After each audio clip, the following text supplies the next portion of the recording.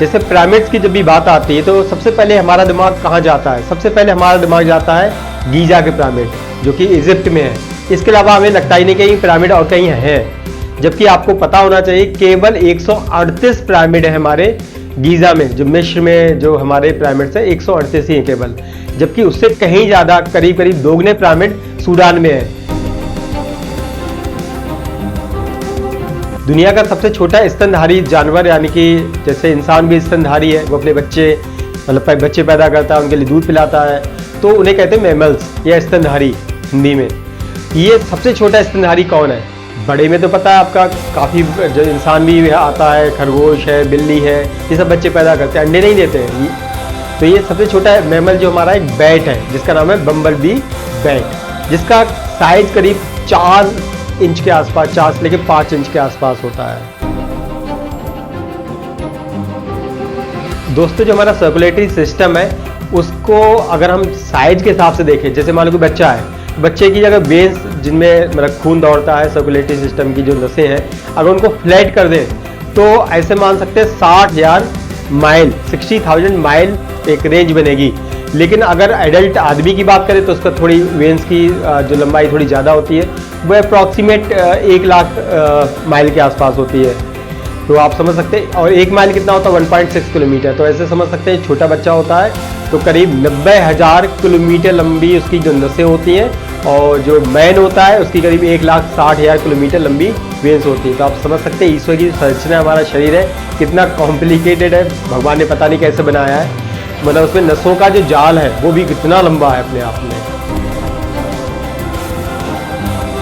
दोस्तों, हमारे शरीर में 2 ऐसे बॉडी पार्ट्स हैं जिनमें ब्लड वेसल्स नहीं पाए जाते। बाकी सभी पार्ट में कहीं ना कहीं ब्लड वेसल की संख्या कम हो सकती है, लेकिन ब्लड वेसल्स पाए जाते हैं, जिनमें मतलब एक तरीके से WBC RBC की बात हो रही है, वो सब जगह पाए जाते हैं। केवल 2 पार्ट ऐसे हैं, जैसे कि नाम है उनमें हमारा, एक तो कार्टिलेज और कॉर्निया, इन दोनों में ही ब्लड वेसल्स नहीं पाए जाते हैं। ये भी अपने आप में एक मजेदार फैक्ट है।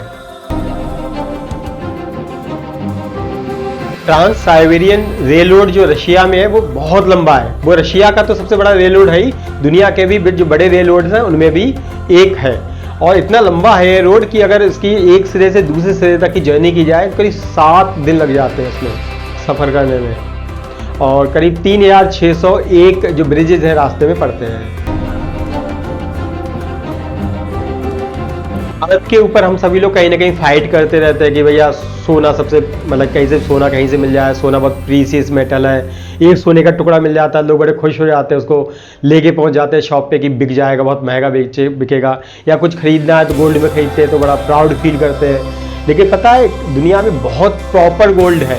हाँ, ये अलग बात है वो अर्थ की कोर के अंदर मॉल्टेन स्टेज में आसानी से बाहर आ नहीं सकता, लेकिन अगर देखा जाए तो बहुत बड़ा खजाना है मतलब अर्थ के अंदर मतलब आपका गोल्ड का।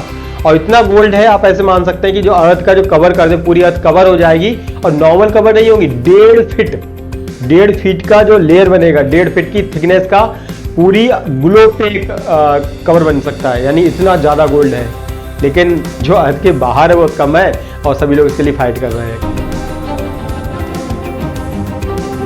दोस्तों, हमने हमेशा से ही सुना कि जो हमारी धरती है उसमें 70% पानी है, 30% जगह है। लेकिन 70% पानी होने का मतलब आप ये मत समझिए कि सारा पानी जो है यूजेबल है, सभी हम उसको ड्रिंक कर सकते हैं, हमेशा काम में आएगा, नहीं। जो फ्रेश वाटर जो हमारे यूज का पानी है वो केवल 2.5% है, और 2.5% में भी केवल 1% जो है वो हमारा अवेलेबल है, एसेसिबल है, जिसको हम यूज कर सकते हैं कहीं ना कहीं। बाकी क्या है वो 1.5% जो है वो कहीं ना कहीं ग्लेशियर की फॉर्म में या किसी और फॉर्म में हमारा मतलब कि ऐसा है कि हम उसे आसानी से यूज नहीं कर सकते। तो 1% पानी ही अवेलेबल है इस समय प्रेजेंट में अगर देखा जाए, जो कि बहुत कम क्वांटिटी है। तो आप समझ सकते हैं पानी बचाना कितना जरूरी है हमारे लिए। अगर आप इंडिया में रहते हैं तो आपने वेंडिंग मशीन देखी होंगी, एयरपोर्ट पे नॉर्मली मिलेंगी, बाकी नॉर्मली चलते फिरते किसी भी मॉल में आपको आसानी से वेंडिंग मशीन तो मिलने वाली है नहीं। हमेशा आप शॉप में पैसे देंगे और आपको एक शॉपकीपर है या सेल्स गर्ल है आपके हाथ में कोई भी जो आपके प्रोडक्ट आप मांग रहे हैं वो दे देगी। लेकिन जापान में काम ऐसे नहीं होता। जापान में नॉर्मली वेंडिंग मशीन हर जगह आपको, हर शॉपिंग मॉल में डिफरेंट टाइप की वेंडिंग मशीन मिलेंगी। आप उसमें कॉइन डालेंगे और उसके हिसाब से आपका जो भी प्रोडक्ट आप चूज करेंगे वो आपको मिल जाएगा। और वेंडिंग मशीन की संख्या इतनी ज़्यादा है आप बिलीव नहीं कर सकते। हर 40% पे एक वेंडिंग मशीन है, तो एक रेशियो काफ़ी ज़्यादा है। आप अपने शहर में देखिए कितने हज़ार लोग रहते हैं और कितनी वेंडिंग मशीन है। तो आपको लेमन और लाइम में कोई डिफरेंस पता है? आपको लगता है शायद दोनों एक ही है, नींबू ही तो है, लेकिन एक जो आपका लेमन होता है वो येलो होता है, लाइम जो होता है ग्रीन होता है। और सबसे खास बात है इसके अंदर कि अगर आप दोनों की डेंसिटी अलग अलग है, अगर आपको वाटर में डिप करते हैं ना, तो जो येलो वाला है यानी कि नींबू जिसे हम प्रॉपर्ली देखते हैं हमेशा, वो ऊपर आपका फ्लोट करेगा, और जो लाइम है जो ग्रीन कलर का वो हमेशा सिंक करेगा। ऐसा होता क्यों? इसके पीछे फैक्ट है कि उसकी जो डेंसिटी है येलो वाले की, उसकी डेंसिटी वाटर से कम होती है तो वो आपका फ्लोट करता है, और ग्रीन वाले की डेंसिटी वाटर से ज़्यादा होती है तो वाटर में सिंक कर जाता है।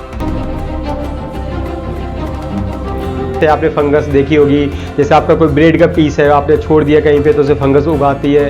किसी आपने डिफरेंट चीज़ों पे उगते हुए खाने पीने की चीज़ों पे स्पेशली फंगस देखी होगी, पुराने जूतों पे भी फंगस देखी होगी। ये फंगस के भी डिफरेंट हजारों टाइप है। एक ऐसा फंगस भी होता है जो नर्वस सिस्टम पे अटैक करता है, और एक ऐसा फंगस पाया गया है जो स्पेशली जो हमारी आंट है यानी चींटियाँ हैं उन पे भी असर किया है उसने, और वो अगर उनके नर्वस सिस्टम में चला जाए तो माइंड पे अटैक करता है स्पेशली। फिर चींटी के माइंड पे जब असर करता है और तो चींटी काम तो कर रही है लेकिन खुद नहीं पता वो क्या है। जैसे जोम्बी नहीं हो, जोम्बी की तो चलती चली जाएगी, इधर जा रही उधर जा रही, ये लगे नशे में, उसकी साथ वाली चींटियां भी नहीं समझ पाती है कर क्या रही है, तो वो एक तरीके से जोम्बी चींटी कहते हैं, जोम्बी आंट कह सकते हैं इनफैक्ट। लेकिन जो ओरिजिनल ऑरेंज था, संतरा था, वो ऑरेंज कलर का था ही नहीं। जो उसकी सबसे पहली प्रजाति स्टार्टिंग की वो हमेशा से ग्रीन रही है। अच्छा दोस्तों, आप क्या बता सकते हैं जो जीन्स के अंदर छोटी सी पॉकेट होती है वो किस लिए होती है? क्या वो कॉइन रखने के लिए होती है?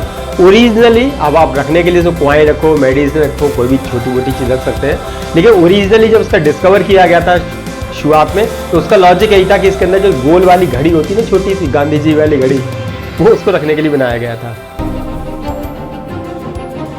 हमारे घरों में जो डस्ट पाई जाती है उसमें सबसे ज़्यादा मेन इंग्रेडिएंट क्या होता है? तो डस्ट में सबसे ज़्यादा होती है dust particle, everybody can say this. लेकिन काफ़ी हद तक उसमें डस्ट पार्टिकल के अलावा जो होती है वो होती है बॉडी की जो हमारी डेड स्किन होती है, जो स्किन की है ना, स्किन के डेड स्किन सेल्स होते हैं। क्योंकि हर इंसान 1 घंटे में 20 करोड़ डेड स्किन सेल्स छोड़ता है। अब आप सोचो 1 घंटे में इतना छोड़ता है 20 करोड़, तो 24 आवर्स में कितना छोड़ेगा? और घर में कितने लोग हैं? 5 या 6 लोग हैं, तो सभी छोड़ रहे हैं। इनफैक्ट हमारी बॉडी हमेशा ही डेड स्किन सेल छोड़ती है।